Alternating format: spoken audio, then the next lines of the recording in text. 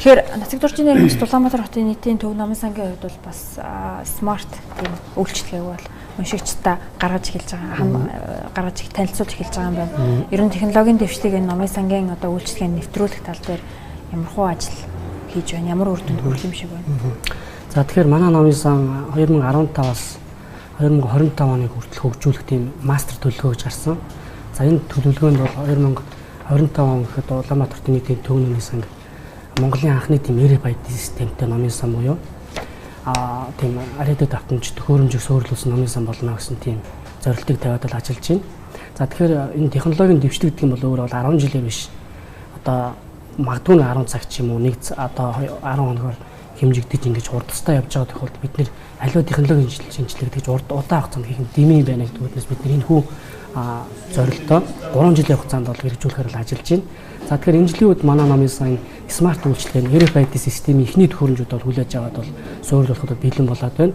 Нэг жил бол мөн зүйл маань үргэлжлэнэ. 19 он гэхэд бид нэр одоо номын сангаа бүхэл бүтэн RFID системд нэвтрүүлсэн смарт номын сан болох зорилтыг тавиад бол ажиллаж байгаа.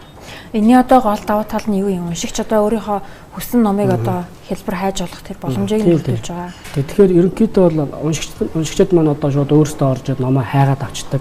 Уншигчийн одоо үйлчлүүлэх боломжийг аль болох одоо тийм хялбарчилсан төхөөрөмжүүд гэсэн одоо хүмүүсийн хоорондын харилцааг багасгасан одоо технологи цуурилсан тийм л үйлчлэг гэсэн.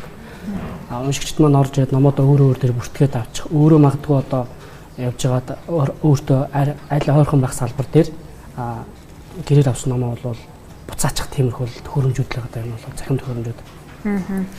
Ер нь ингээд сүүлийн жилүүдэд Монгол улсын хэмжээнд ч юм уу Улаанбаатар хотын хэмжээнд шинээр номын сан байгуулагдах за орчин нөхцөлийг нь илүү сайжруулах тал дээр бас ямар нэгэн ажил хийж байгаа бол за хамгийн сүүлийн жишээ бол тэр Монгол Улсын их сургуулийн шинэ номын сан байгаа шүү дээ.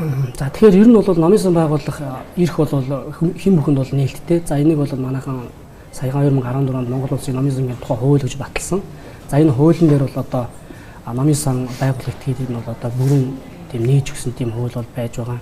За тэгэхээр яг хөө зөвхөн хөв хүмүүс номын клубүүд бол хамтраад янз бүрийн тийм жижигтэр уншлагын газар бүх кафе бол нээж энэ сайшаалтай Улаанбаатар хотын төв номын сан ч гэсэн эдгээр байгууллагууд, эдгээр клубүүд, уншлагын газрууд бол мэргэжил арга зүйн талаас нь зөвлөгөө өгч ажилладаг. За тэгээд дөнгөж сайхан бол одоо манай Монгол Улсын их сургууль бол шинэ байртай боллоо.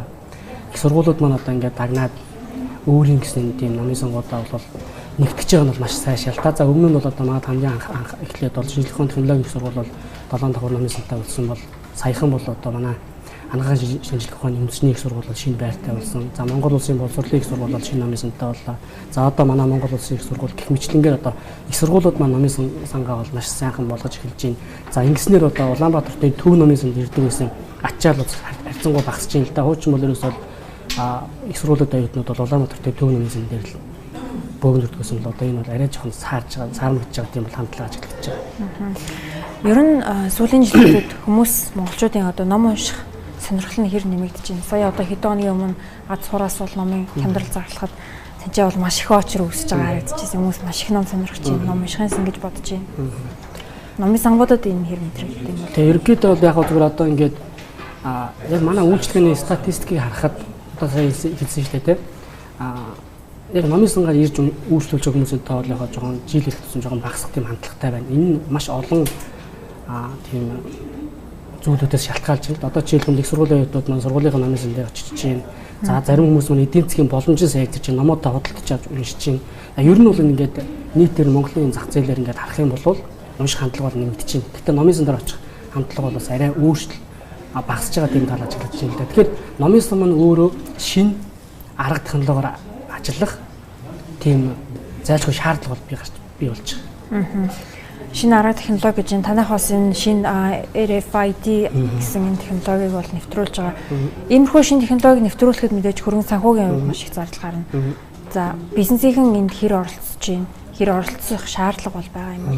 За тэгэхээр яг энийг бол хэрэгжүүлэхэд бол номын сангууд маань шинэ технологи нэвтрүүлэхэд бол мэдээж одоо төсвийн мөнгөөр бол хийж чадахгүй. За бид бүхэн одоо энэ RFID систем гэх юм яагаад одоо ингэ 3 жил дараалж хийж байгаа, 3 жилийн хугацаанд хийж байгаа.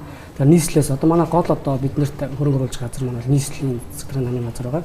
Эндээс бол 3 жилийн хугацаатайгаар одоо ингээд бага багаар тоног төхөөрөмжөд хувааж авч хэрэгжүүлж байна. Тэгэхээр яг одоо энэ дээр бол оролцсон бизнесийн бол одоохонд бол бага байгаа. Тэгэхээр бизнесийн маань бол номын сангийн үйлчлэгийг одоо дэмжихэд бол одоо маш тийм нийт бүрэн боломжтой нийгмийн харилцааг хүрээнд түүнээс гадна манай номын сан одоо тэр уншигчдыг татахын тулд шинэ үйлчлэг нээж нэгж байна. Тэгэхээр номын сан маань бол үндсэндээ 2000 жилийн хугацаанд цаасан хэвлэлийн төв байсан бол одоо ерөөсөө өөр хэлбэрлөө шилжиж байгаа. Энэ юу гэхээр одоо инженерчлэлийн 100, мэдээллийн 100 гэж яриад шүү дээ.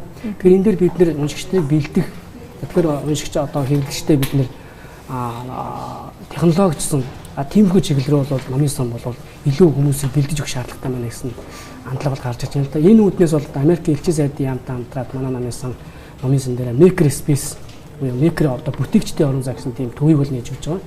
Тэгэхээр энд бол одоо манай номын сангийн уншигчид хүүхдүүд маань ирээд 3D принтер өөр янз бүрийн юу гэдэг тийм бүтээл цэцгэлгээ хөгжүүлсэн юмнуудыг бол хийж болно. Тэр бүхэн нээлттэй энэ түн маань одоо удахгүй нээлттэй хийх гэдэг бүхэн засварын ажлыг хийгээд бол явж байгаа. Номынхаа өөрийнх нь одоо санг нь яаж бүрдүүлэх вэ? За номынхаа санг бол мөн л одоо төсвийнхаа мөнгөөр бол бүрдүүлж байна. За мөн дээрэс нь одоо зохиолчд маань өөрсдийнхээ сайн дураар бэлгэлж байна, хандуулж байна. Нийслэлийн хөрөнгө оруулалтаар бид нэр өнгөрсөн жил 30 сая төгрөгийн ном авсан бол энэ жил ахиад бид бүхэн 30 сая төгрөгөөр бол ном аваад номын сангийнхаа фондыг бүрдүүлж байна. За энэс гадна одоо зөвхөн одоо манай номын сан чинь одоо төвөөсөө гадна 4 дүрх салбар номын сантай. Чангалтай дүрэг, Баян зүрх, Хаан уул, Цөмгөн архан гэсэн 4 дүрх салбартай байсан бол одоо энэ жилээс эхлүүлээд бид бүхэн танга зам 4 дүргээрээ хязгаарлалт биш. Тэр нь бол одоо Улаанбаатар хотын хэмжээ одоо Нарлайх дүрэг, Багангай дүрэг, Баахангай дүрэг, Багнуур дүрэг, Жарлан тосхон гэх мэтлэн одоо аслагдсан дүргүүд л бас хурж үйлчлээ. Тэднэртэй технологийн нэвтрүүлээ, шинжилгээ, номын фондын бас нэмэгдүүлэх гэсэн зорилгоор бас зорилттой ажиллаж байгаа.